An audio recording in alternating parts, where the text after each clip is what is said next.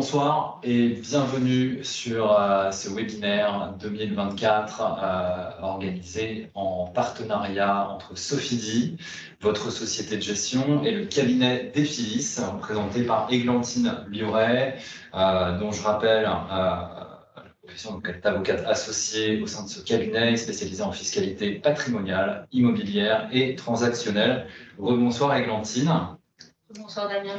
On va rentrer assez rapidement dans le vif du sujet, puisqu'il y a quand même pas mal de choses à balayer sur ce webinaire et sur les nouveautés fiscales 2024, sur les revenus 2023.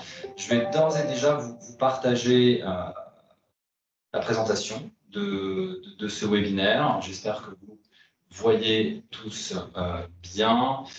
Personne en salle d'attente. Et donc, la présentation est affichée. J'espère que vous nous entendez bien. Normalement, oui. Donc, on va balayer ensemble le sommaire de ce webinaire 2024. En premier lieu, faire un rappel de la fiscalité des associés de part de SCPI qui sont soumis à l'impôt sur le revenu. On va se dédier à cette catégorie d'associés qui représente 80% de nos associés à ce jour. En second lieu, une présentation du relevé fiscal 2023 et des nouveautés 2024, car il y en a, notamment sur les revenus étrangers de vos SCPI. On fera une démonstration complète d'une déclaration de revenus en ligne sur la base de la détention de 100 parts de la SCPI immorante, sur laquelle vous avez des revenus de sources françaises et de sources étrangères. Et ensuite, on se fera un plaisir de répondre à quelques questions qui viendraient à l'issue de toutes ces présentations. Et ensuite, on se tiendra bien évidemment mes collègues du service client et moi-même à votre disposition pour répondre à toutes questions ultérieures, que ce soit sur la ligne téléphonique dédiée que nous proposons ou la boîte mail dédiée que nous proposons. On va sans plus attendre aller vers un rappel de la fiscalité des associés soumis à l'impôt sur le revenu en matière de SCPI. On distingue, Églantine, deux types de revenus fonciers. D'une part, provenant des actifs situés en France et d'autre part, situés hors de France. Alors, est-ce que vous pouvez nous détailler comment ça se passe, notamment sur les régimes d'imposition sur ces revenus-là? On distingue deux. Je vous laisse poursuivre sur ces deux régimes-là et je poursuivrai sur les revenus de sources étrangères. Bien, merci Damien. Donc pour mémoire, le résident fiscal français est imposable sur l'intégralité de ses revenus perçus dans le monde. C'est le premier élément de réponse de la distinction entre revenus immobiliers de source française et revenus immobiliers de source étrangère. Pour les revenus immobiliers de source française, selon que vous relevez du régime réel ou du régime microfoncier, vous pourrez, dans le premier cas, déduire l'intégralité des charges supportées à l'euro et donc proprement justifiées, qui concernent l'acquisition, l'entretien, l'amélioration des immeubles, ainsi que bien sûr les intérêts d'emprunt, assurance, impôts, taxes foncières, etc. À l'inverse, dans le deuxième cas, le régime du microfoncier, c'est un régime qui se veut extrêmement simplifié. Vous pouvez bénéficier d'un abattement de 30% forfaitaire qui est réputé couvrir l'intégralité des frais. Dans ce deuxième cas, vous ne pouvez pas déduire notamment les frais d'emprunt de manière réellement supportée, tout au moins. Alors, la distinction entre l'un et l'autre tient à certaines conditions.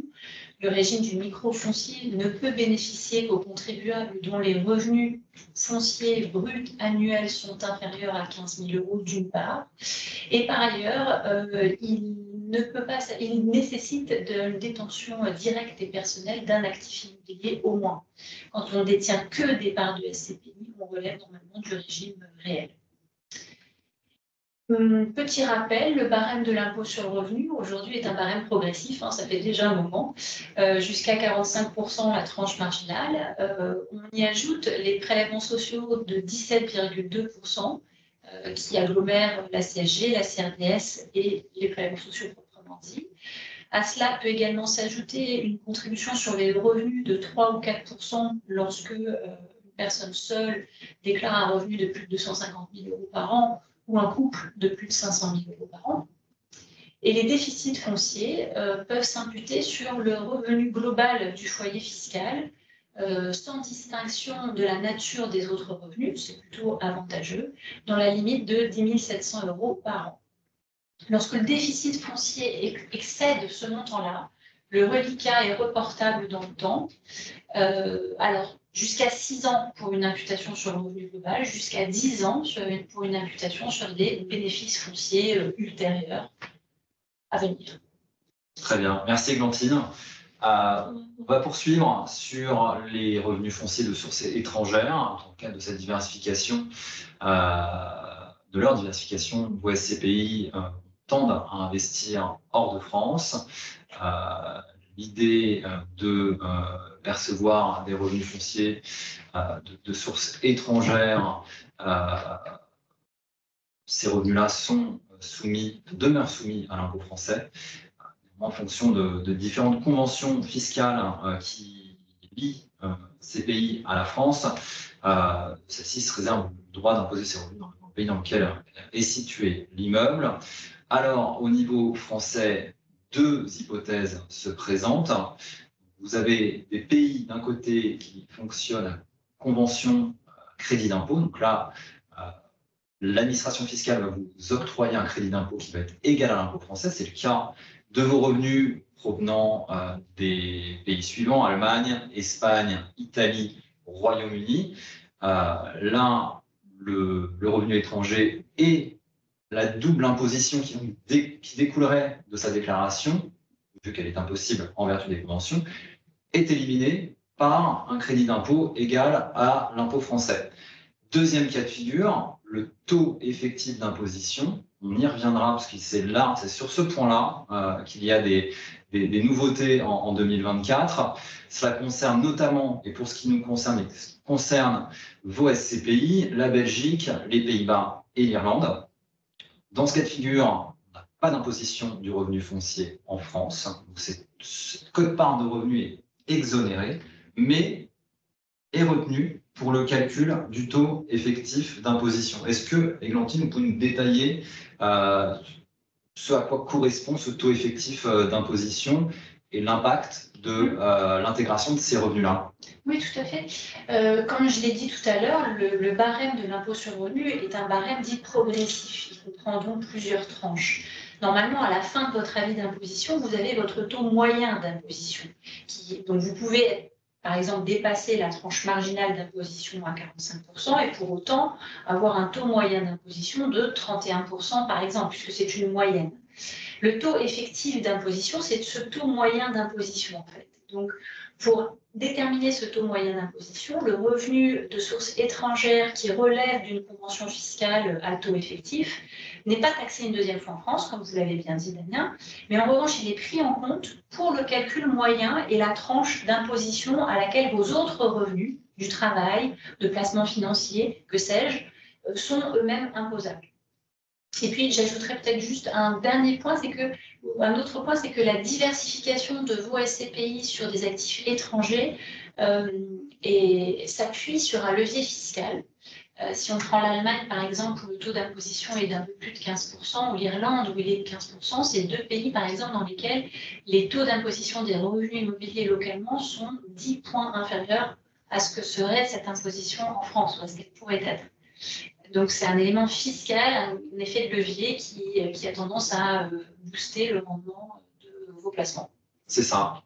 Au-delà de cet aspect-là, c'est surtout dans une logique de diversification de vos investissements que nous le faisons, mais cela permet ces dispositions-là, tout comme une exonération des prélèvements sociaux sur ces revenus-là. Alors oui, ça va dépendre des conventions, mais effectivement, sur Royaume-Uni, par exemple, on a une convention fiscale à crédit d'impôt qui englobe la CSG, CRDS et les prélèvements sociaux. Et donc, une fois que le revenu a été imposé au Royaume-Uni, il ne peut plus être imposé à la CSG, CRDS en plus de la fraction impôt sur le revenu proprement dite une seconde fois. Donc, comme il n'y a pas de prélèvements sociaux globalement au Royaume-Uni, il y a cet avantage de 17,2 quasiment qui est un deuxième effet de levier sur la rentabilité de l'investissement. Merci, Glantine. Autre typologie de revenus de vos parts de SCPI qui ont de prépondérance en 2023, vous avez dû peut-être le constater sur vos relevés fiscaux. Là, on parle de revenus de valeur et capitaux mobiliers. Donc, ça va être les revenus des investissements indirects, des intérêts, des produits de placement de trésorerie que va réaliser la SCPI. Vous le savez, on était dans une période qui n'était pas propice à l'investissement et nos SCPI, sur l'année 2023, a maintenu des niveaux de trésorerie assez élevés. La trésorerie est rémunérée et les associés doivent, en proportion de leur quote-part de détention dans la SCPI, déclarer aussi ces revenus-là, au même titre que les revenus fonciers. Et ils seront imposés dans cette même catégorie. On parle d'une imposition en deux temps. Glantine. D'un côté, un prélèvement non libératoire qui a été prélevé par la société de gestion Sofidy au moment de la mise en paiement de la quote-part de produits financiers qui revient aux associés, et puis des prélèvements de 17,2% de prélèvements sociaux, CSG, CRDS toujours, qui seront rattrapés ultérieurement. On parle aussi de PFU, donc prélèvement forfaitaire unique, qu'on appelle flat tax. Donc, la somme des deux, 12,8 et 17,2% de prélèvements sociaux, constitue ce PFU surnommé flat tax. Mais le contribuable a toujours la faculté d'y renoncer pour revenir à une imposition selon le barème progressif de l'impôt sur le revenu. Alors, ce sera tout possible, en fait c'est assez rare, mais ce sera possible, notamment lorsque la personne a des revenus relativement modestes et qu'elle ne dépasse pas une tranche d'imposition de 12,8%. C'est exact. Et pour ce faire, il faudra arriver entre septembre et octobre et jusqu'à fin novembre, nous transmettre une demande de dispense de ce prélèvement forfaitaire. Et ce, à toutes les sociétés de gestion et établissements financiers qui vous versent ce type de revenus. Autre catégorie, les plus-values de cession immobilière. Dans le cadre de la gestion de vos SCPI, Sofidy fait vivre le patrimoine de celle-ci et est amené à arbitrer, à céder des immeubles qui, par exemple, ne feraient plus partie de la stratégie d'investissement de votre SCPI ou sur lesquels on aurait atteint la durée de détention et rempli un cycle avec ces immeubles-là, et aussi dans une logique économique de manière à acter certaines plus-values lorsque le bien arrive à son terme. Ces plus-values de cession immobilière doivent être reportées sur la déclaration de revenus des associés. Néanmoins, pour les associés à l'impôt sur le revenu, c'est la SCPI qui va payer pour le compte de ses associés cet impôt. Néanmoins, là aussi, on retrouve un mécanisme de prélèvement comme pour les produits financiers, en fait. Donc, la société de gestion, au moment de la vente d'un bien immobilier, va retenir la somme qui correspond à l'imposition forfaitaire au taux de 19% et éventuellement des prélèvements sociaux de 17,2%. Au titre de cette plus-value réalisée à concurrence de la quote-part du capital détenu par des particuliers, personnes physiques. À cette imposition de 19% d'hier plus 17,2% peuvent s'ajouter la contribution sur les hauts revenus, 3 ou 4% dont on a déjà parlé tout à l'heure, d'une part, ça toujours, et éventuellement une surtaxe immobilière qui est là aussi un barème progressif en plusieurs tranches qui va de 2 à 6% lorsque les plus-values immobilières réalisées excèdent 50 000 €. On peut également retrouver au niveau de la société de gestion, mais pour les porteurs non résidents, un prélèvement, une retenue à la source, de la même manière, 19% et 17,2%, ou 7,5% pour les porteurs de parts qui seraient résidents d'un autre pays de l'Union européenne, dans lequel ils sont affiliés à un régime de sécurité sociale et qui en ont dûment justifié à la société de gestion en temps et en heure pour pouvoir liquider correctement le prélèvement. Merci, Glantine. On a balayé l'ensemble des typologies de revenus de SCPI. On va tout de suite passer sur la présentation du relevé fiscal 2023 et de ses nouveautés. Là-dessus, le relevé fiscal change assez peu. Je l'affiche à l'écran. Vous avez toujours une présentation qui est faite sur 6 pages, recto verso, avec un format paysage à partir de la page, de la seconde page, de manière à mieux appréhender pour les associés multidétenteurs les différents montants, les différentes SCPI et déclarer plus simplement, enfin, avoir une vision un peu plus claire de tous ces revenus et des véhicules qu'ils détiennent. Donc, dans un premier temps, on vous rappelle votre numéro d'associé qui vous sert accessoirement d'identifiant à votre espace personnel Sofidy, les coordonnées de votre conseiller en gestion de patrimoine ou de votre banquier en fonction des cas. Vous pouvez le solliciter pour la solliciter.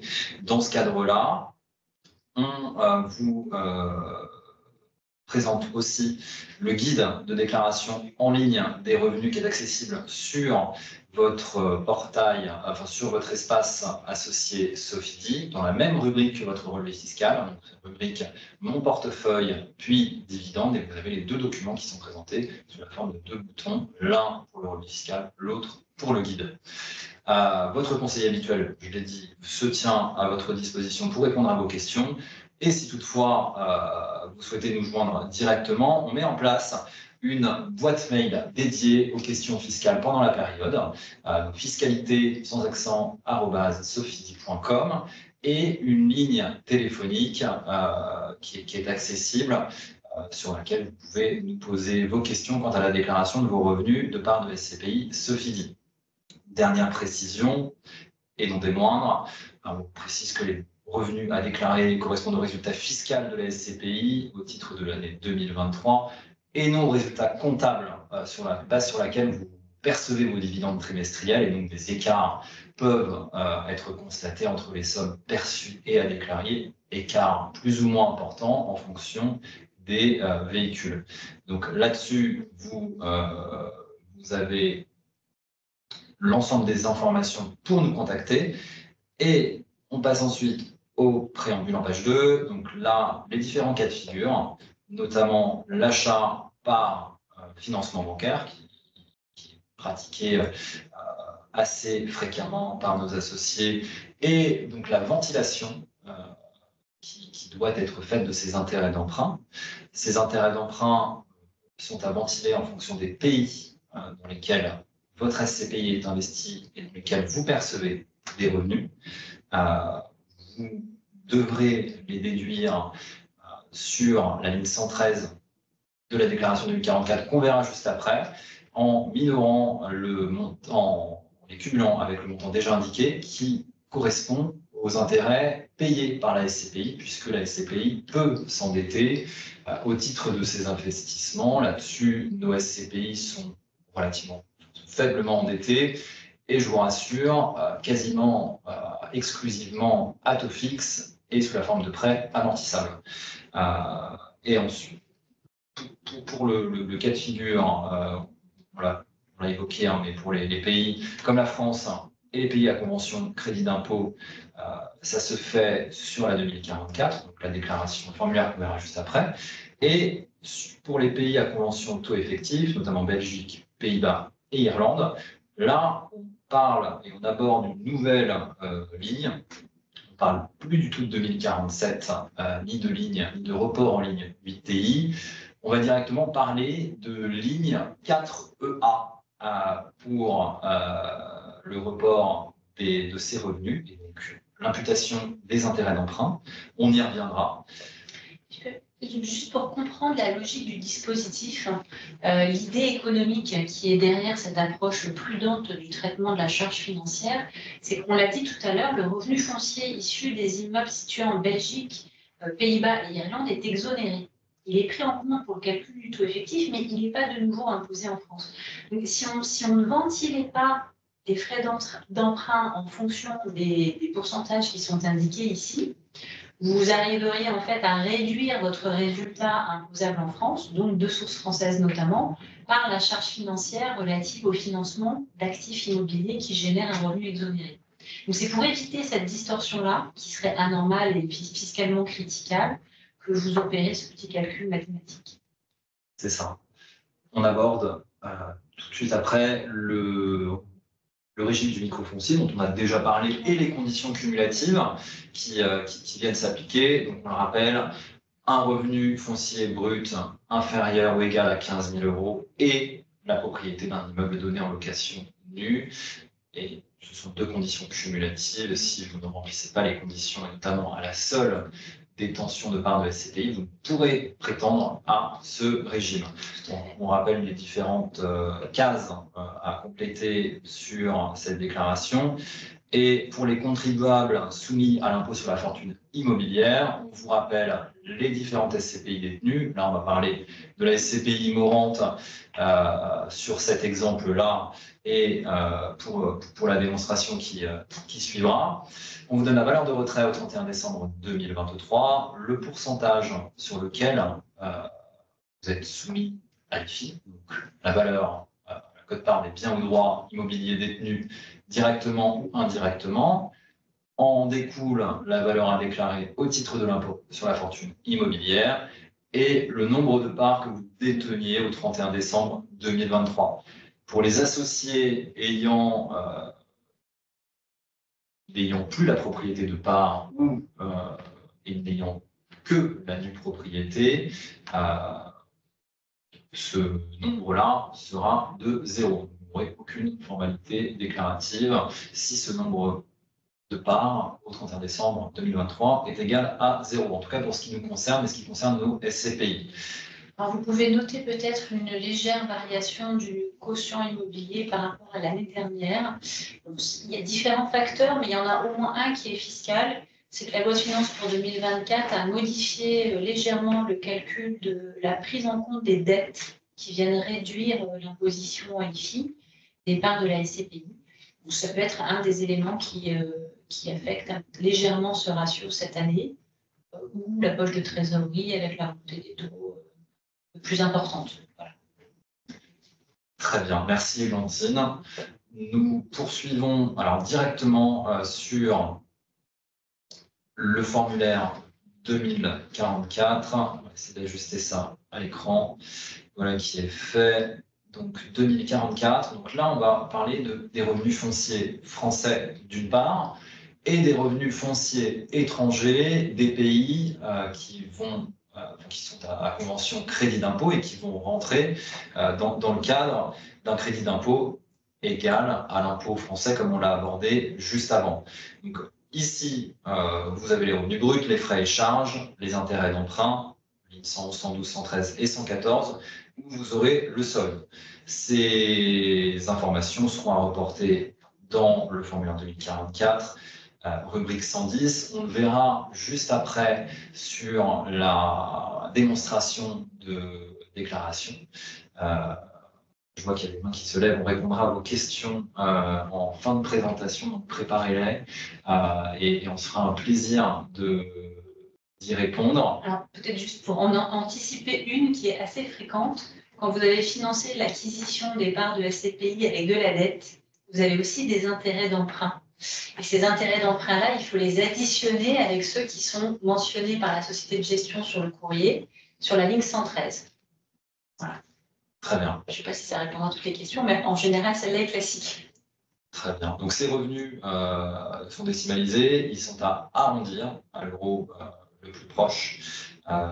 Et donc, comme l'a dit Églantine, les intérêts d'emprunt à ventiler en fonction des quotes-parts définis en préambule et indiqués en préambule sur la ligne 113. Vous arrivez au total donc, qui figure en ligne 114. Ensuite, on passe directement à la déclaration au formulaire 2047. Donc là, on va déclarer les revenus encaissés à l'étranger.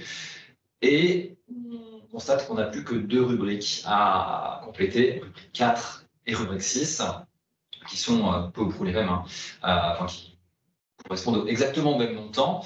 Et là, on aura in fine un report sur le formulaire, sur la déclaration principale, en ligne 8TK, des revenus provenant d'Allemagne, du Royaume-Uni, Espagne, Italie, il n'y en a pas, puis en avoir, de ces revenus-là en ligne 8TK du formulaire 2042C, donc de la déclaration principale, si vous déclarez en ligne.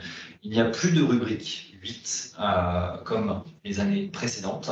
Pourquoi? Parce que le report qui devait être fait de cette rubrique était en ligne 8TI et l'administration fiscale nous a informé il y a peu de temps que la ligne 8TI excluait dorénavant les revenus fonciers de sources étrangères et qu'il convenait maintenant de reporter le montant net, c'est-à-dire le montant indiqué sur votre relevé fiscal, en dernière page on le verra, mais montant aussi net avec l'imputation de vos intérêts d'emprunt si vous avez acheté vos parts à crédit.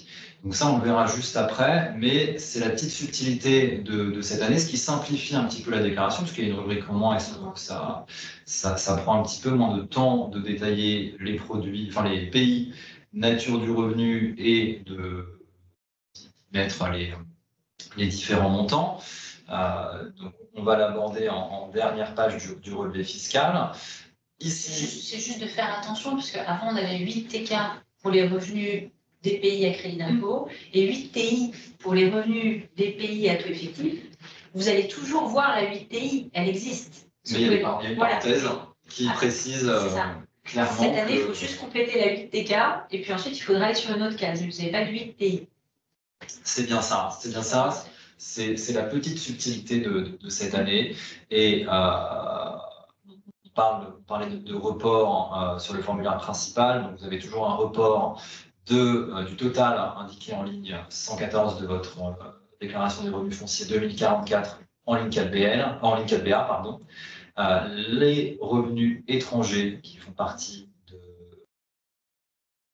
vous avez préalablement indiqué. Sur un crédit d'impôt. Voilà, indiqué en rubrique 4 et 6 de votre formulaire 2047 qui seront là aussi reportés en ligne 4BL. Vous avez les revenus de capitaux mobiliers, les différentes typologies de revenus de capitaux mobiliers avec donc, la somme qui des intérêts, des dividendes, des plus-values sur valeur mobilière. C'est ce qui correspond à TSTR, CG. Voilà, et ensuite le crédit d'impôt égal au prélèvement obligatoire non libératoire effectué. Et dernière page, donc on en a parlé, plus-value et gains divers. Donc c'est sur cette case-là que vont être à déclarer les plus-values immobilières réalisées par votre SCPI en 2023. Là-dessus, on verra très dans le détail lors de la démonstration comment rechercher cette ligne et comment la trouver très facilement. Et là, report, on arrive sur la fin, report des revenus fonciers étrangers. Donc, on voit notre ligne 4A ici. Donc on vous détaille malgré tout les pays. On aurait pu ne pas le faire, mais on a tenu à le détailler. Le total, ici 175,86 € sera directement à reporter en ligne 4A de votre déclaration principale si vous faites votre déclaration en ligne ou du formulaire 2042C si vous déclarez en format papier. Et là, c'est cette ligne-là, comme on l'a indiqué, qui vient en remplacement de la ligne 8TI, catégorisant les revenus exonérés, retenus pour le calcul du taux effectif. Toujours la ligne 8TK pour les revenus de sources étrangères ouvrant droit à crédit d'impôt égal à l'impôt français. Voilà pour ce qui est du relevé fiscal de la présentation du relevé fiscal 2023. Je vais arrêter le partage quelques secondes, juste le temps de me connecter sur impôts.gouv, passer les étapes préliminaires et vous afficher, vous faire partager la déclaration sur la base de ce relevé fiscal 2023 des revenus. J'arrête le partage, on se retrouve tout de suite, juste le temps de prendre en main impôts.gouv et on y va. Toutes les étapes préliminaires, notamment sur les différents renseignements, savoir votre situation familiale, si votre adresse a changé. Vous allez arriver directement sur l'écran. Catégorie des revenus pour appeler les annexes. Qui va s'afficher de suite ici. Donc ici, on vous parle de catégorie de revenus. Donc c'est sur cette page que vous allez sélectionner les différentes rubriques que vous souhaitez faire apparaître. En fonction de votre situation, on va parler de traitement de salaire, de pension de retraite, de salaire lié en actionnaire salarié, pension exonérée et autres. Vous devriez avoir la case revenus capitaux mobiliers déjà cochée, plus-value et biens divers, il faudra la cocher. Sinon, vous avez très simplement la possibilité de la rechercher ici, notamment la 3VZ pour la déclaration des plus-values immobilières, qui est assez simple et ça va directement vous activer la case. Il faudra aussi que vous cochiez la case revenus fonciers, location non meublée puisque vous en avez perçu. Vous pouvez descendre. Si vous avez des charges déductibles et des réductions de crédit d'impôt, vous pouvez cocher. Et dans divers, compte à l'étranger, revenus de source étrangère, reprise de réduction ou de crédit d'impôt, revenus d'activité et de remplacement soumis aux contributions sociales, revenus du patrimoine exonéré de CSG, CRDS. Donc là, vous allez pouvoir cliquer sur suivant. Je vais le faire tout de suite. J'arrête le partage quelques secondes et on peut attaquer la déclaration à l'appui du relevé fiscal 2023. Je vous réaffiche mon écran tout de suite. On arrive dans la première catégorie. Donc ici, vous voyez très simplement, donc là,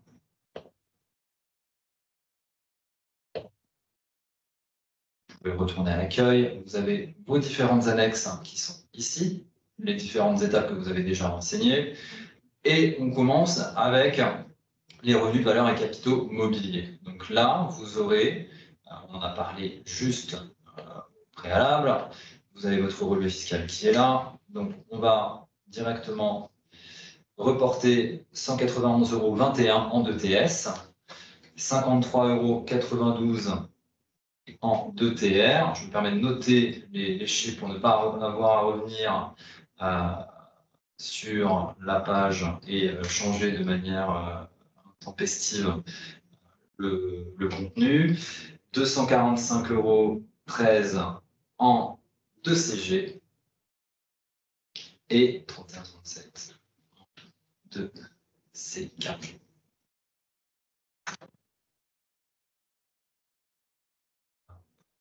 Ensuite, 2TS, 191,21, donc on arrondit à 191.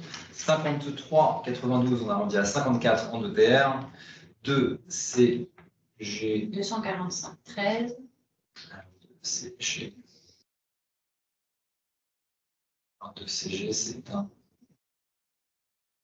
Elle est là. 245 et 2CK 31 qui est, alors j'ai 2CK qui est juste en bas, juste 31 en bas, 31 €. Ensuite, on va pouvoir passer à l'étape suivante. Donc là, on va retrouver la catégorie 3. Donc, on a on va retrouver les plus revenus. Exactement, on va avoir différentes cases. Nous, on va s'intéresser qu'à la 3VZ, qui est là, tout en bas. Plus-value nette de cession d'immeubles ou de biens meubles déjà imposés à 19%. Donc pour 2,79 €, on a arrondi à 3 €.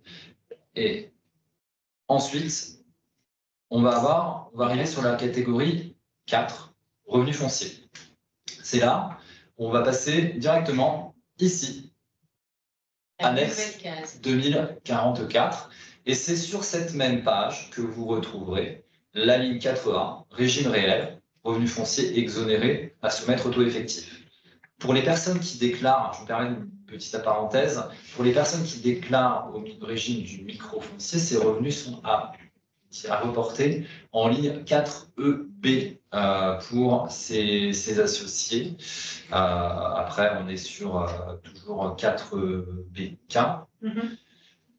4BK, et il y avait un certain nombre, quelques autres, si je ne m'abuse, 4BE, 4BK et 4EB dorénavant pour les personnes qui déclarent au micro-foncier. Donc on va se rendre directement sur l'annexe 2044. Là, on voit sur notre relevé fiscal que je dispose de 2 immeubles, 2 colonnes, Immorente France et Immorente Allemagne, Royaume-Uni, Espagne, Italie. On fait le choix de regrouper ces revenus-là parce que le traitement fiscal est le même. Et pour des soucis dans un souci de simplification, et notamment pour les personnes qui détiennent plusieurs SCPI dans la même société de gestion chez Sofidy, ça peut aller jusqu'à 4 ou 5, et c'est vrai que ça peut vite créer une dizaine ou une quinzaine d'immeubles. Donc on a fait le choix depuis déjà plusieurs années de fusionner et de regrouper les pays sur un seul et même immeuble. Donc là, vous le voyez, on va avoir 2 immeubles à reporter, d'où le 2 ici. Je ne remplis rien d'autre. Ensuite, vous avez un petit message, on passe. Là-dessus, vous arrivez sur la rubrique 110, vos parts de société immobilière ou fonds de placement immobilier non passible de l'impôt sur les sociétés. C'est le cas de vos SCPI. Elle n'entre pas dans le cadre de dispositifs spécifiques tels que Borloo Ancien ou COS. Donc là-dessus, veillez à ne rien cocher. Ici, dans ces 2 pavés, vous allez mettre le nom et l'adresse de vos 2 immeubles. Immorente France, Immorente, vous n'aurez pas la place, Allemagne, Royaume-Uni, Espagne, Italie, en abrégé avec l'adresse du siège social de votre SCPI, que je vous rappelle, qui est 303 Square des Champs-Élysées à Évry. Ensuite, viennent les lignes 112, les 2 lignes 112, notamment pour les personnes qui ont fait des travaux de rénovation énergétique ici. Donc là, on va déclarer les montants repris directement sur le relevé fiscal. Pour ce qui nous concerne, toujours en arrondi, on est à 1693 € pour le premier et 116 le deuxième. Et le total doit se calculer. Le total, les totaux se calculent automatiquement. Ouais. Frais et charges, on est 612 € et 0. 51 pour la ligne 113. Et 2 €. Donc tout se calcule automatiquement. Donc vous pouvez voir que vous avez un bénéfice de 1144 € en ligne 114 qui viendra se reporter directement. Et alors il faut activer le report, je crois, pour être sûr que ça se reporte dans la 2040. Exactement. Alors ça, de mémoire, je l'ai déjà fait. Alors ici, on vous demande les intérêts d'emprunt, donc le descriptif des frais. Donc 51,2. Donc ici, vous indiquez le nom de votre SCPI, donc SCPI Immorente France, 303 Square des Champs-Élysées à Évry. Date du prêt, on vous suggère de mettre votre date de souscription pour plus de simplicité. Et intérêt versé, on est à 51 €. Je mets le 1er janvier 2023. Et ensuite, propriété 2, SCPI Immorente, Allemagne, abrégé.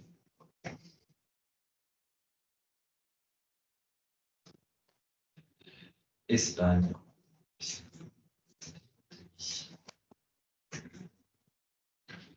Voilà. Même date, 1er janvier 2023, c'est un exemple. Reportez, vous, comme je vous l'ai indiqué, la date de souscription ou une date qui s'approche de votre date de souscription si vous ne l'avez pas. Ici, on voit que le résultat se reporte en ligne 420, donc le bénéfice foncier.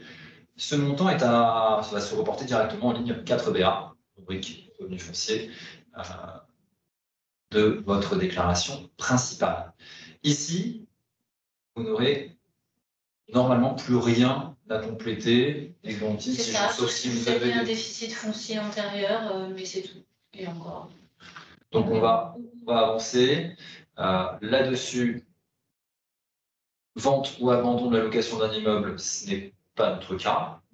Donc on va passer. Situation particulière, si vous faites partie de ces cas de figure-là, vous disposez d'un immeuble qui relève du dispositif Girardin, vous avez quitté la France ou êtes revenu en France au cours de l'année 2023, vous disposez d'un immeuble en indivision, ou vous avez vendu ou cédé la location de l'immeuble ayant donné lieu à un déficit imputable sur votre revenu global au cours de l'une des années 2020, 2021 ou 2022, vous pouvez cocher selon votre cas de figure.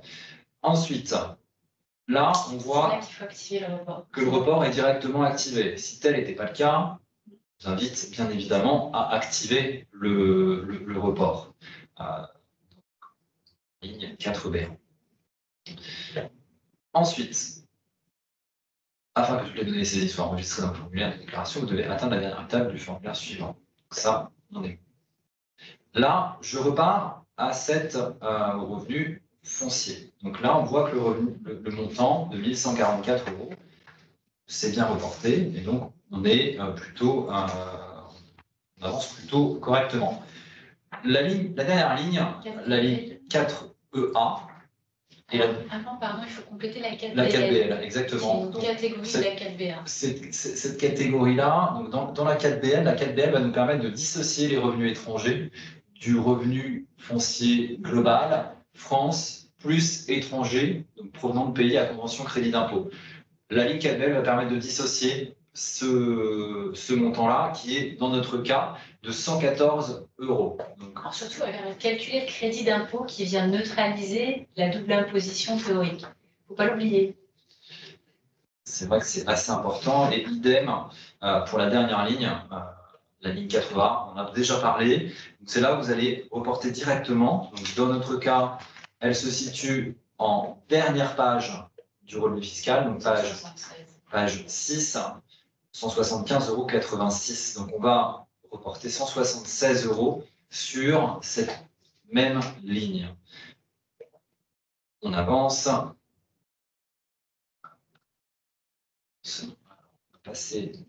va passer ces étapes-là. Je reprends le partage tout de suite. Alors, je vous demande juste un instant. On va passer ces étapes qui tiennent au crédit d'impôt personnel, la situation des enfants, s'ils sont au collège. L'emploi d'un salarié à domicile, des travaux de restauration immobilière, notamment dans le cadre de la loi Malraux, autres réductions et crédit d'impôt, et ce qui n'est pas du tout notre cas, enfin, ce qui ne nous concerne pas. C'est ça. Ensuite,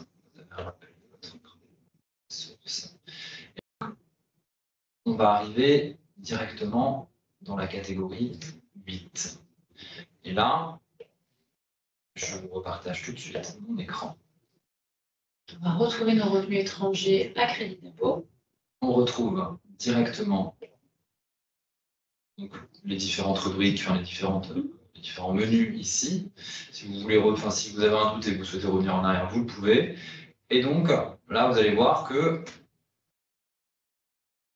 vous avez cette ligne-là. 8 TK. 8 TK, 8 TI, autre que salaire et pension, et autre que revenus fonciers aussi dans la brochure de l'administration, enfin de la Direction générale des finances publiques. Et donc, c'est là où on va aller directement dans cette rubrique 2047. Ça, c'est un message qui ne nous concerne pas, rubrique 8 TT, 8 UU, on n'est pas dedans. Donc là, on arrive à la déclaration des revenus étrangers.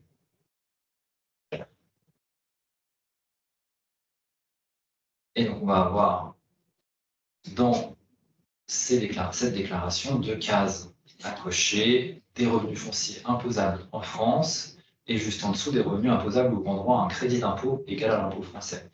Ne cochez pas des revenus exonérés revenus pour le calcul du taux effectif dans la mesure où vous avez déjà reporté ces revenus en ligne 4E1. Donc, en rubrique 4, sur votre relevé fiscal, vous pouvez le voir en page 4, on va le reprendre pour être. Vous avez la rubrique 4, revenus fonciers imposables en France, pour un montant de 114 €. Ce montant, on va le reporter ici, donc Allemagne plus RU, Royaume-Uni, plus ESP, plus Italie. On va les mettre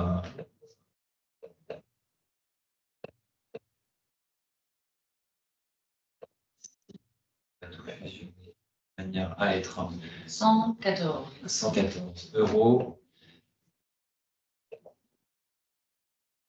Et donc, en rubrique 6, on va pouvoir détailler ces revenus. Vous pouvez le faire sur l'écran précédent, bien évidemment. Nous, dans notre cas de figure, on n'a que deux pays sur lesquels on va se contenter. Allemagne et Royaume-Uni. C'est une liste déroulante. Vous indiquez qu'il s'agit bien de revenus fonciers. Et dans notre cas de figure, on a 75 € pour l'Allemagne et 39 €, ce qui nous fait 214 € à reporter directement en ligne 8 TK. Là aussi, on active le report de manière à ce que ça puisse figurer sur votre déclaration principale de revenus.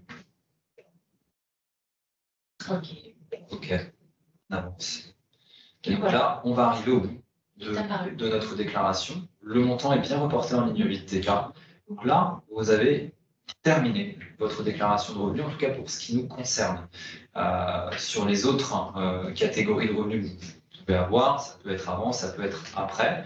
Mais néanmoins, pour ce qui nous concerne, on aura terminé. Il ne manquera plus qu'à valider les informations reprises dans votre déclaration et la signer.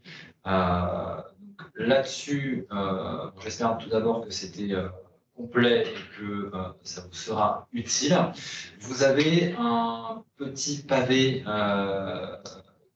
Q et R pour pouvoir poser vos questions. Je vois qu'on en a déjà un certain nombre. Pourra-t-on avoir accès, je prends la première question, je vais prendre l'ordre chronologique. Pourra-t-on avoir accès à cette présentation sur le site? Oui, ce webinaire est enregistré. Il sera disponible sous quelques jours directement sur votre espace personnel, donc sous la forme d'une pop-in qui s'ouvrira sur votre espace et vous pourrez le regarder à discrétion et suivre les différentes étapes qu'on a balayées aujourd'hui. Je vous rappelle aussi que vous avez un guide de déclaration en ligne qui reprend pas à pas à l'appui de capture d'écran d'impôt.gouv sur vos espaces, donc accessible dans la même dans le même onglet que votre relevé fiscal, donc mon portefeuille, lorsque vous accédez à votre espace, puis fiscalité. Le crédit d'impôt n'est pas égal à l'impôt français. Alors, normalement, si. Normalement, vous avez un impôt sur le revenu théorique qui est calculé sur le revenu étranger dans un pays conventionné crédit d'impôt. Et vous avez normalement un crédit d'impôt qui s'appelle étranger théorique qui vient neutraliser cette quote-part de l'impôt sur le revenu français. Il arrive qu'il y ait des erreurs. Si le montant n'est pas équivalent, c'est que probablement il y a eu un problème dans le calcul. Et les calculs automatiques faits par l'administration fiscale ne sont pas toujours exacts, c'est vrai. Il faut faire attention. Il faut bien veiller, oui, à ce que le crédit d'impôt soit bien pris en compte. On vous donne même une petite astuce pour pouvoir le vérifier lorsque vous recevrez votre avis d'imposition. Et si tel n'était pas le cas, vous avez toujours la possibilité de solliciter l'administration fiscale pour demander une correction et un remboursement. Ensuite, si les parts de SCPI sont détenues par une personne morale à l'IS, comment sont traitées les plus-values immobilières par la société de gestion? Alors là-dessus, je sais qu'il y a des sociétés de gestion qui fonctionnent différemment que par rapport à d'autres. Certaines font ce qu'on appelle un reset fiscal. Avec mon titre, je ne sais pas si vous pouvez nous en dire un petit peu plus. Je ne sais pas ce que vous êtes reset. Remise à zéro. Alors, c'est une remise à zéro et elle rembourse, ces sociétés de gestion ne payent l'impôt que pour les personnes physiques. Donc, elles ne prélèvent pas, en fait. Elles ne prélèvent pas l'impôt. Les 25%. Exactement. Au titre de leurs associés personnes morales IS. Alors, elles le prélèvent, mais ensuite elles le remboursent sous la forme d'un dividende. Ce n'est pas le cas de Sofidy, c'est une disposition qui est statutaire dans le SCPI. Et à notre niveau, les plus-values, tous les associés sont directement réglés par la SCPI. Alors, de même que doit l'être absolument la plus-value réalisée en cas de vente d'un actif à l'étranger. C'est la responsabilité de la société de gestion de prélever ce qu'on appelle la retenue à la source sur la plus-value immobilière, quelle que soit la qualité de l'associé, personne morale ou personne physique, IS ou IR. A fortiori sur une plus-value immobilière étrangère, la société de gestion n'a pas de choix. Elle doit prélever la quote-part d'impôt à l'IS, qui revient à chaque porteur soumis à l'IS. Ensuite, pourquoi j'ai la déclaration 2044 spéciale qui s'ouvre et non la 2044 quand je démarre ma déclaration comme indiqué? Alors ça arrive très fréquemment. Et pour le coup, il me semble que c'est une rubrique qui est cochée. Ça doit provenir certainement de la deuxième page, la première page, en fait, après les renseignements personnels, celle où vous appelez les annexes, vous cochez les revenus. Normalement, ça ne devrait pas être le cas, sauf si vous avez par ailleurs, en dehors des placements gérés par Sofidy, un placement immobilier qui relève d'un régime fiscal particulier, comme un Pinel ou Malraux. Là, vous êtes forcément en déclaration 2044 spéciale. Sinon, ou si vous en avez eu un, peut-être que c'est un résidu dans la mémoire du dossier, mais normalement, ça ne devrait pas être le cas. Ensuite, nouvelle publication.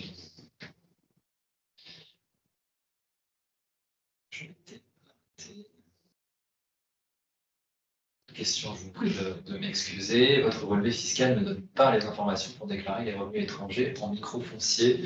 En effet, la ventilation des revenus bruts par pays est nécessaire.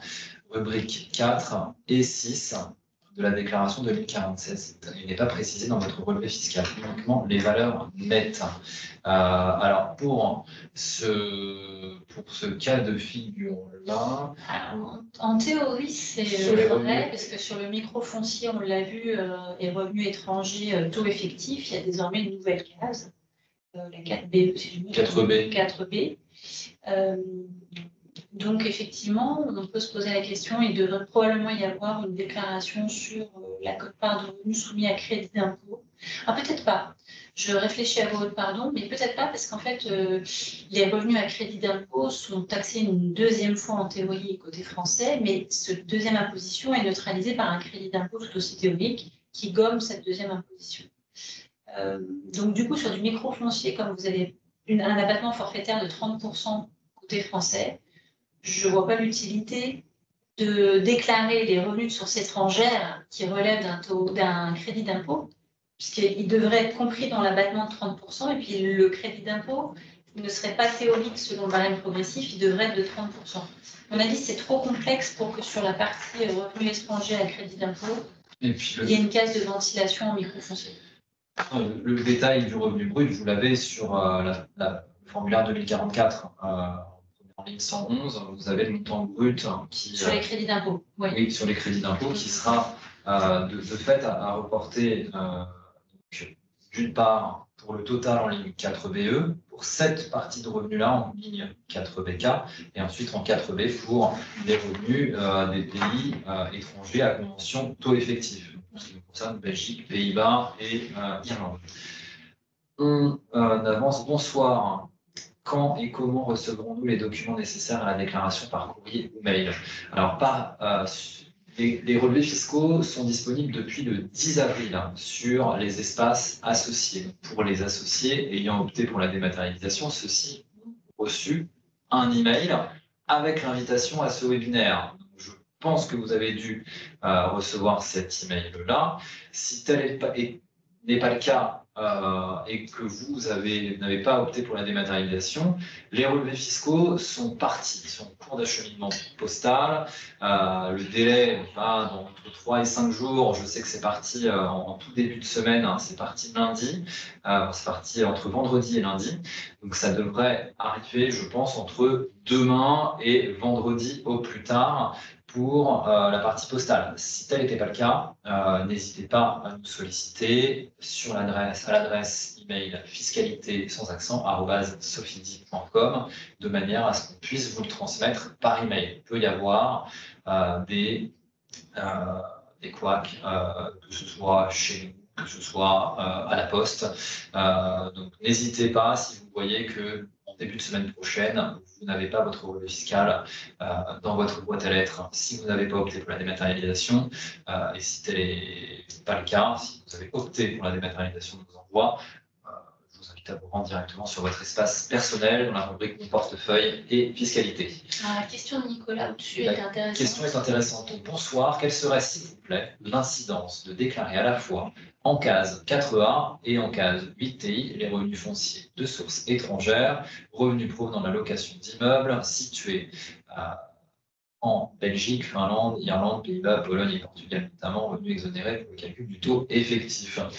Alors, le risque, c'est que le revenu déclaré dans chacune de ces deux cases soit pris en compte pour la détermination de votre tranche d'imposition applicable aux autres revenus imposables. Pourquoi? Parce que, pour l'instant, on en est encore à se demander pourquoi l'administration fiscale a voulu sortir les revenus fonciers étrangers à convention taux effectif de la case 8TI où on les déclarait depuis des années. Ça, j'ai une petite idée. Ce qu'il faut savoir, c'est que les salaires perçus à l'étranger de pays à convention taux effectif sont déjà exclus de la case 8TI. Et ils sont, comme pour les revenus fonciers à partir de cette année, ils font l'objet d'une déclaration dans une autre case spécifique. Donc voilà, pour répondre à votre question, et je laisse Damien répondre au pourquoi du comment, mais pour répondre à votre question, le risque à déclarer le revenu foncier à partir de cette année, à la fois en case 4A et en case 8TI comme auparavant, c'est que le revenu soit pris en compte deux fois dans le calcul du taux effectif d'imposition qui est applicable à vos autres revenus.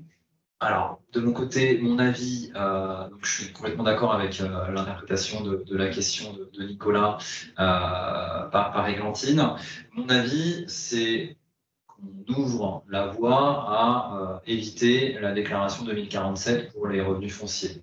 Pour moi, on va s'arrêter à 4BL, enfin 4BA, 4BL, 4A.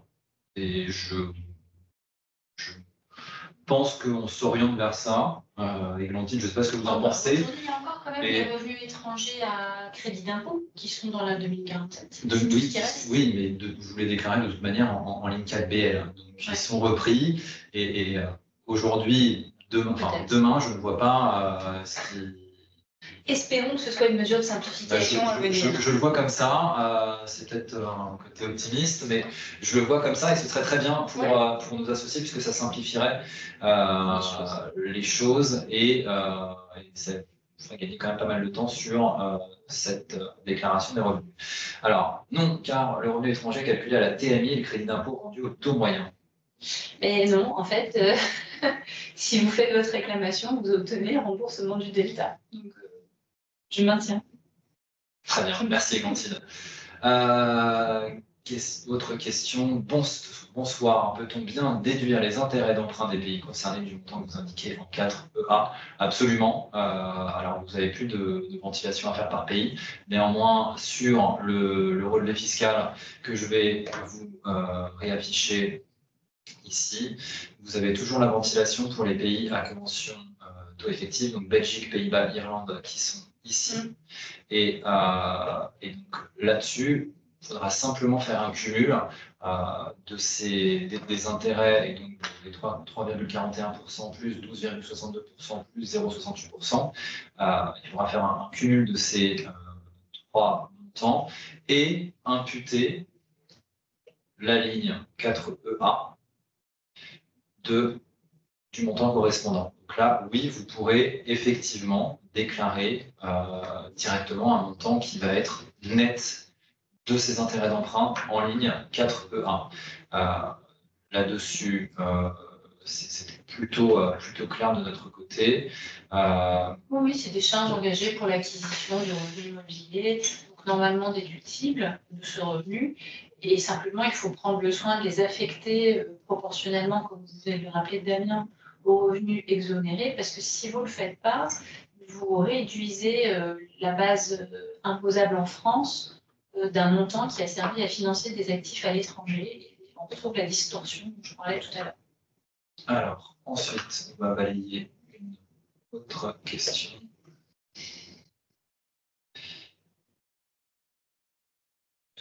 Cet instant. Alors, pourquoi n'envoyez-vous pas vous-même ces déclarations aux impôts?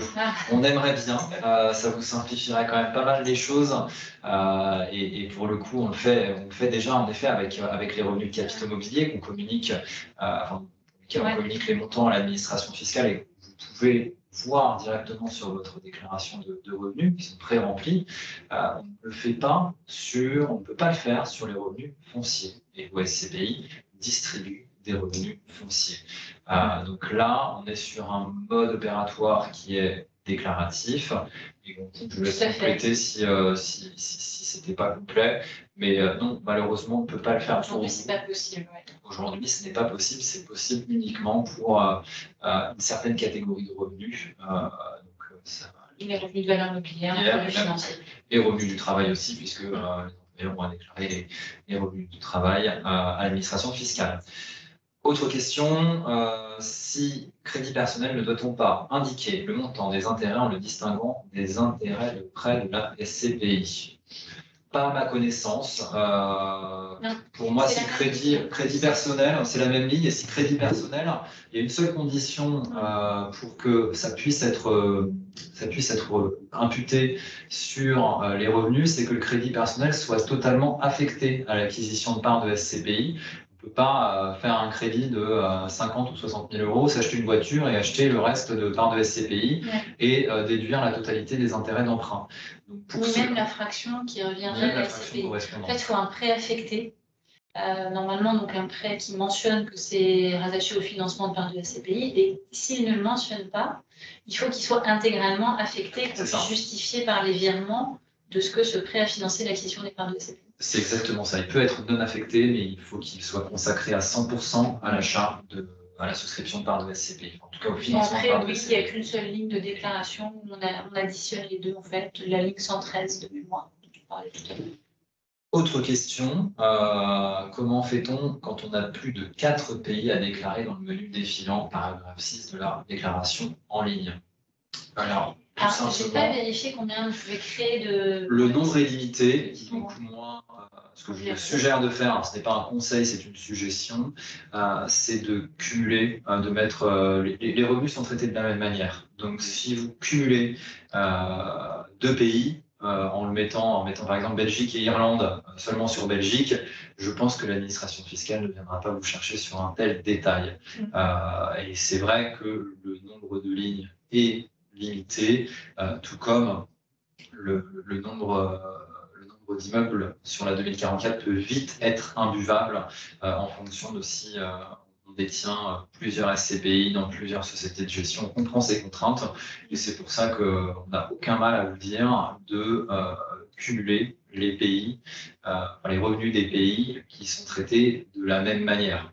Il n'y a pas de... Ouais, on pourrait imaginer que l'investisseur est investi dans 5 produits différents et que chacun d'entre eux ait une quote-part de revenus belges, par exemple. Dans ce cas-là, c'est ce que vous dites, Damien, je pense qu'il faudrait additionner les 5 quote-parts de revenus belges et les grouper sur une ligne. À défaut de distinguer les 5 produits avec les sociétés de gestion peut-être différentes et les adresses, vous avez en tout cas un revenu qui sera déclaré, qui sera juste au plan de l'imposition. Peut-on faire la même présentation détaillée en rubrique 4 de la 2047, identique à la rubrique 6? Oui. Oui. C'est même suggéré, j'ai abrégé, j'ai fusionné les pays, mais oui, si... un petit peu plus que moins, en fait. Exactement. Tout détaillé, où certains ne complètent que sur l'une des deux de la 2047 et en abrégé sur la suivante. Sauf question précédente, dans le cas de la question précédente, problème de place ou de nombre d'investissement. Voilà, de produits, de pays. Ensuite, je redescends et on ne pourra pas malheureusement, je pense, traiter toutes les questions. En tout cas, on est très heureux de le faire. On va avoir une contrainte horaire. On va faire le maximum pour répondre à toutes. On va vous accélérer, Églantine. Quand choisir la case de BH et non de CG dans les revenus de capitaux mobiliers? Alors, il me semble que pour la 2BH, on est sur... Pour vous aider là un peu quand même. On est sur une option d'assujettissement au barème. Ah oui, c'est ça. Le BH, c'est pour revenir au barème progressif de linéaire et éviter le PFU. Voilà, donc ça dépend de la situation de chacun. Quand choisir, en fait, quand vous êtes quasi non imposable, vous relevez de la première tranche d'imposition, qui doit être, je crois, de mémoire à 11%. À défaut de quoi, le PFU, ça n'est que 12,8 d'impôt sur le revenu, ce qui est, pour la plupart des gens qui ont de l'argent à placer, quasiment imbattable. Ensuite, la banque qui m'a consulté le prêt pour acheter des parts de CPI, on ne la cite pas, Crédit Agricole, présenté par Sophie, dit envoie un simple relevé du capital restant dû sans mention des intérêts. Il faut les appeler pour espérer avoir ce relevé. Alors normalement non, parce que je crois que la loi sur le crédit bancaire oblige, au moment de la conclusion du prêt, à fournir un tableau d'amortissement. Et ce tableau d'amortissement qui est fourni avec la convention de prêt au départ détaille sur la durée de l'amortissement du prêt, le capital restant dû, le capital emprunté, les intérêts, le montant total. Il ne faut pas se perdre ce document par contre. Voilà, la banque le fournit en général. Elle le fait payer. Ouais, elle le fait payer. Et c'est assez désagréable de payer pour un document qu'on est censé avoir et qui est même peut-être possiblement consultable sur votre espace banque à distance après avoir avec la banque, mais soit lors de la conclusion du prêt, c'est normalement une pièce indispensable qui doit venir avec votre offre de financement, ou sinon sur votre espace banque à distance, vous devriez potentiellement l'avoir. On passe à la question suivante. Pour les revenus étrangers, avec crédit d'impôt égal impôt foncier, on l'a déjà eu. En cas d'achat de SCPI démembré pour la nue propriété, vais-je quand même recevoir un relevé fiscal de votre part? Dois-je déclarer quelque chose aux impôts? Je suis très heureux de vous dire que non. Vous n'aurez aucune démarche, aucune obligation déclarative, que ce soit pour les revenus comme pour le capital, que ce soit pour l'impôt sur la fortune immobilière ou pour les revenus, dans la mesure où vous ne percevez pas de revenus pendant toute la durée du démembrement, qu'il soit temporaire ou viager, et que c'est à l'usufruitier que revient la charge le paiement sur la fortune. Voilà, de l'impôt sur la fortune immobilière. Si on a plusieurs SCPI, faut-il additionner toutes les cases de chaque SCPI? Oui. Oui, il faut additionner, faire ce que je vous suggère. Si vous avez des... Alors, si vous avez, au niveau de Sophie, nous, on consolide les relevés fiscaux avec tous les produits de type SCPI qu'on gère, ce qui est le plus simple. D'autres envoient un relevé fiscal par SCPI, ce qui n'est pas forcément pratique. Mais néanmoins, oui, vous pouvez tout à fait vous aider d'un fichier Excel, y reporter les différentes rubriques et les différents montants pour chaque SCPI et faire une somme de tout ça, bien respecter néanmoins les différentes conventions fiscales des pays qui vous sont indiquées, donc ceux qui sont à reporter en rubrique 4 et en rubrique 6 de votre déclaration 2047 pardon, ou en 2044 pour les pays étrangers, des pays à convention taux effectif à déclarer en ligne 4EA de votre déclaration principale ou 2042C si vous déclarez format papier. Mais vous avez toujours vous avez la possibilité de le faire. Dans la 2044, vous pouvez mettre plusieurs immeubles. On en a mis 2 dans l'exemple. On a mis 2 parce qu'on a France et étranger. Vous pourriez en mettre, mais là aussi c'est limité. Arriver à un certain nombre, vous ne pourrez pas. J'ai jamais fait le test, mais tous les immeubles. Vous pouvez mettre SCPI France 1, SCPI France 2. C'est ça, même France 1 avec tous les revenus français et étrangers avec tous vos revenus étrangers provenant de pays tels que l'Angleterre, l'Espagne, l'Italie, tous ces pays à convention crédit d'impôt. Ensuite, sur la 2044, la case à cocher est-elle bien celle ci-dessous, c'est-à-dire les SCPI sont des sociétés immobilières. Vos revenus fonciers. Oui, c'est ça. C'est cette case-là, en effet. Tout à fait. En effet, on l'a vu. Civile, on l'a vu on l'a vu sur la démonstration de déclaration dans le haut de la rubrique 110, je crois, de la déclaration. Vous avez des parts de sociétés immobilières en grand titre. Ensuite, petite précision. La 2044S ne concerne pas la Pinel, elle ne concerne que les systèmes d'amortissement et non la réduction d'impôts. La 2044S était, par exemple, utilisée pour les 2 groupes. Merci pour votre réunion. Avec plaisir. Comment rajoute-t-on des colonnes immeubles quand on dispose de plusieurs SCPI? On vous propose, l'administration fiscale. Alors, l'administration fiscale vous propose, alors je vais juste basculer très rapidement sur le fameux guide dont je vous parlais, parce que c'est une question qui revient assez fréquemment, on va l'aborder.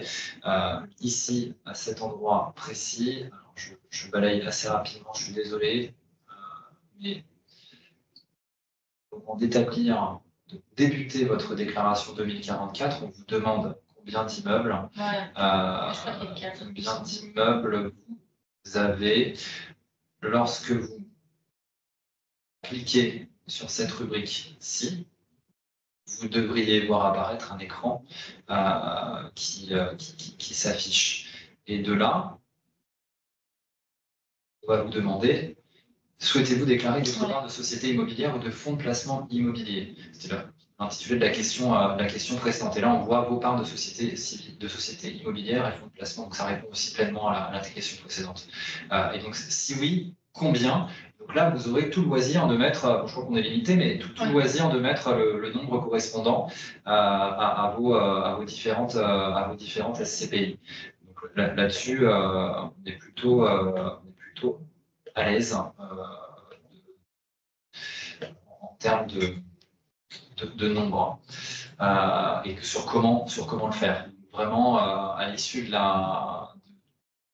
votre déclaration principale, lorsque vous arrivez sur les cases de catégorie 4, vous aurez la possibilité, lorsque vous cliquerez sur annexe 2044, de le faire. Si nous sommes 2 personnes à posséder les SCPI SOFIDI, non mariés ni pacsés, il faut diviser par 2 l'ensemble des chiffres pour nos déclarations distinctes.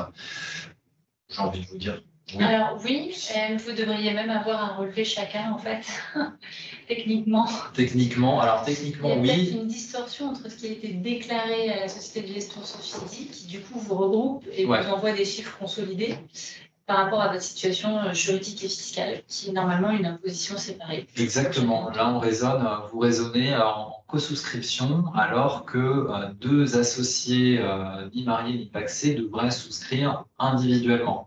Et auquel cas, on produit de relevés fiscaux. Là, pour votre cas, oui, on suggère de diviser par 2 les chiffres et de les déclarer de la sorte. Alors après, peut-être que, en fait, diviser au prorata de ce que chacun d'entre vous a financé, que c'est plus logique. C'est une sorte d'indivision à vous deux, quoi. Alors, puis on va arriver au bout des questions. Il faut donc additionner le total des intérêts payés sur l'année 2023 de son crédit dédié à la SCPI au total des intérêts fournis par la SCPI, par Sofidy. Oui, les intérêts, on vous détaille sur votre relevé fiscal très précisément en page 3, ici. Ce sont les intérêts d'emprunt de la SCPI. Donc les emprunts que réalise la SCPI pour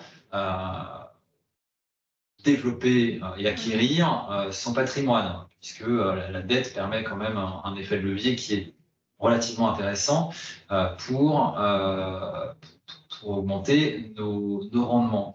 Là-dessus, oui, ces revenus-là, enfin ces intérêts-là, les intérêts de votre financement, payés au titre de l'année 2023, vous aurez à les cumuler sur cette ligne-là, qui est précisément la ligne 113, sur la déclaration des revenus fonciers de 2024. Il faut quand même passer par un petit calcul intermédiaire.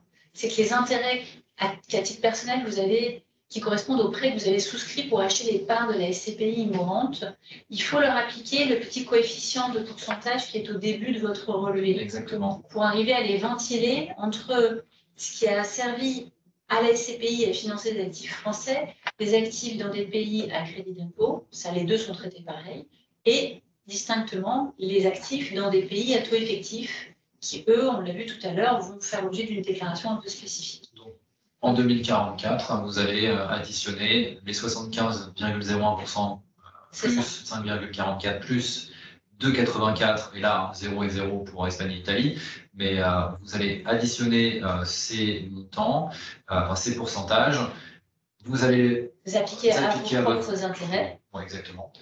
Et vous ferez de même pour les autres pays et pour les autres pays en ligne 80 directement. On va traiter 2 ou 3 dernières questions et après on s'arrêtera là. Dans tous les cas, vous savez, on reste bien évidemment disponible par téléphone, par email pour vous répondre, que ce soit sur votre déclaration, enfin sur des questions sur votre relevé fiscal, des questions propres à votre déclaration. Dans tous les cas, n'hésitez pas à nous solliciter. Et une dernière question, n'est-ce pas plutôt d'EDF que de CG? Alors, je pense qu'il faut avoir, de mémoire, il faut avoir renoncé à la flat tax et demander à payer l'impôt sur le revenu de barème progressif pour qu'une quote-part de la CSG-CRDS devienne déductible, ce qu'elle est normalement. Mais en flat tax, je ne crois pas. Très bien, merci. Merci, Glantine.